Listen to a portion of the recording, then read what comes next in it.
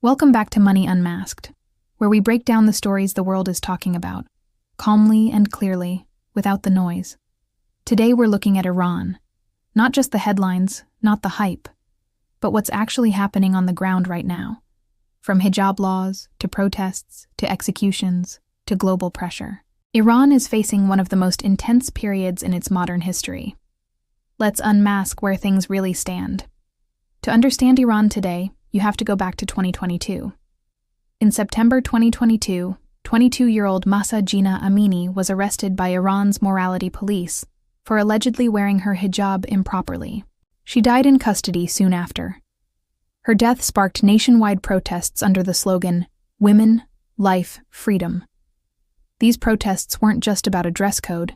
They became a direct challenge to the system itself. The response was brutal. More than 500 people were killed, and over 22,000 detained. Even though the big street protests have faded, what happened in 2022 still shapes everything in Iran today. Iran is now stuck between two opposite forces: more women refusing the mandatory hijab, and the state trying to reimpose control with harsher laws. A growing number of women simply don't wear the headscarf anymore, especially in big cities. But the government has doubled down. In late 2024, Parliament approved a new Hijab and Chastity law with heavy fines, prison terms, travel bans, and penalties for businesses that don't enforce hijab rules. Human rights lawyer Nasrin Sotoudeh called it a vengeful act against women. So you have this contradiction: society moving forward, and the law trying to drag it backwards. After the 2022 protests, authorities claimed the morality police were suspended, but their vans quietly reappeared. Arrests continued. Pressure increased. Then in 2024, Iran elected a new president, Masoud Pezeshkian, who promised the morality police would no longer bother women. But at the same time, the new hijab law introduced harsher penalties than ever. This contradiction suggests a deeper truth. There is a power struggle inside the system itself. Reformist voices versus hardline enforcement. It's not just the hijab. The system is cracking down on any form of dissent. Journalists, lawyers, activists, they're all being targeted. Artists like Tumaj Salehi, a rapper whose music supported the protests, was sentenced to death. This sent a chilling message. Criticism will not be tolerated. Even though his sentence was later overturned by the Supreme Court, the initial ruling showed how far the hardliners are willing to go. These crackdowns create a climate of fear, but they also show the regime's own fear of losing control. Iran's economy is in deep trouble, and this is a huge part of the story. Years of sanctions, mismanagement, and corruption have left the currency, the rial, in a freefall. Inflation is sky high, and everyday life is a struggle for millions. The government is trying to fix this by making deals with countries like China and Russia, and even having quiet talks with the US. But the economic pain is real, and it's fueling the public's anger. When people can't afford basic necessities, it makes them much less willing to put up with social restrictions. So, where is Iran headed? It's a country at a crossroads, pulled in different directions. On one side, you have a young, connected generation that wants more freedom and a better life. They've tasted change and they're not giving up. On the other side, you have a rigid system determined to hold on to power at any cost, using both law and force. The result is a tense, fragile stalemate. The massive street protests may be over for now, but the women life freedom movement is far from dead. It's gone underground. It's online. It's in the quiet acts of daily defiance. The future of Iran will be decided not by one big event, but by this ongoing, grinding struggle between a society demanding change and a state resisting it. What we're watching is a slow-motion revolution of minds and culture. Thank you for watching. Don't forget to subscribe for more calm, clear analysis. Recent reports paint a picture of an increasingly tense situation in Iran, where large-scale demonstrations are continuing in cities and towns all across the country.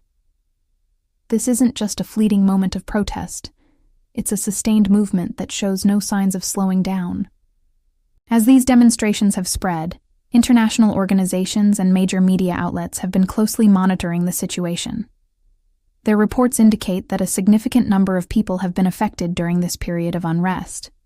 And what's particularly concerning is that many of these individuals are young people, students, artists, and professionals who are making their voices heard.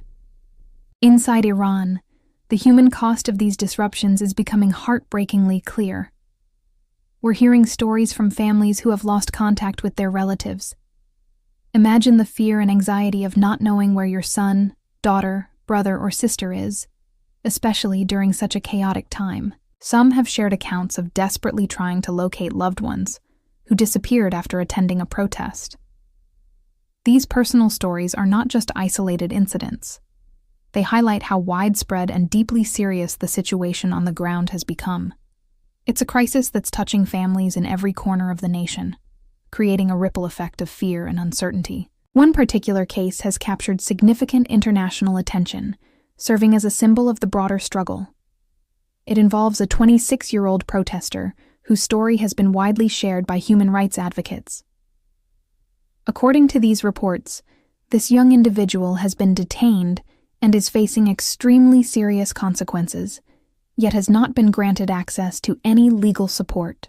This means no lawyer to advise them, no one to advocate for their rights within the legal system. Advocacy groups are warning that this isn't an isolated case of due process being ignored. They suggest it may be part of a broader, more systematic effort by the authorities to create a climate of fear, aiming to discourage others from joining the demonstrations. At this point, it's clear that the situation has evolved far beyond the initial sparks of protest. This is no longer just a debate about social rules or dress codes. What we are witnessing is a government responding with a firm hand during a period of widespread and profound public dissatisfaction. The scale and intensity of the state's reaction underscore the depth of the challenge it faces from its own citizens. The government seems determined to restore order, but its methods are drawing sharp criticism, both at home and abroad, raising fundamental questions about human rights and the rule of law. The international community is not staying silent. Global leaders from various countries have issued strong statements condemning the crackdown. Some have explicitly expressed their solidarity and support for the people in Iran who are calling for change and greater freedoms. Others have taken a more diplomatic but equally firm stance, warning that if the situation continues to escalate and the rights of citizens are not respected, additional measures could be on the table. This could include new diplomatic pressures or even tougher economic sanctions designed to hold the authorities accountable for their actions. Overall, the tone from international observers is one of deep and growing concern. There's a consensus that the current path is unsustainable and dangerous. Calls for calm are echoing from capitals around the world, urging all parties to de-escalate and avoid further violence.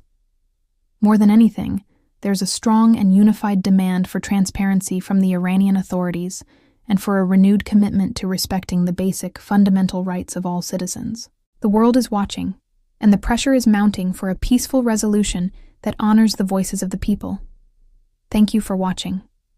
Don't forget to follow and subscribe for more updates on this developing story. So, after all that, has anything in Iran actually changed since 2022?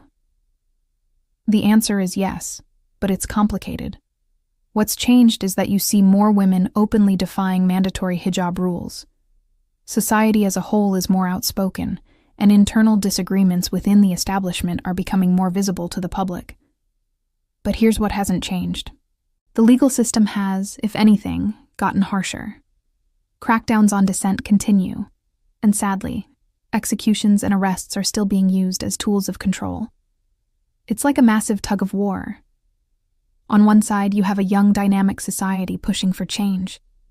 On the other, a state desperately trying to hold on to the old ways. Iran right now isn't black and white. It's not simple.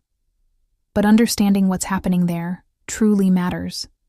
If you want more calm, factual breakdowns of complex global events just like this one, hit that subscribe button and stay tuned. So, after all that, has anything in Iran actually changed since 2022? The answer is yes, but it's complicated. What's changed is that you see more women openly defying mandatory hijab rules. Society as a whole is more outspoken, and internal disagreements within the establishment are becoming more visible to the public. But here's what hasn't changed. The legal system has, if anything, gotten harsher. Crackdowns on dissent continue, and sadly, executions and arrests are still being used as tools of control. It's like a massive tug of war. On one side, you have a young, dynamic society pushing for change. On the other, a state desperately trying to hold on to the old ways. Iran right now isn't black and white. It's not simple.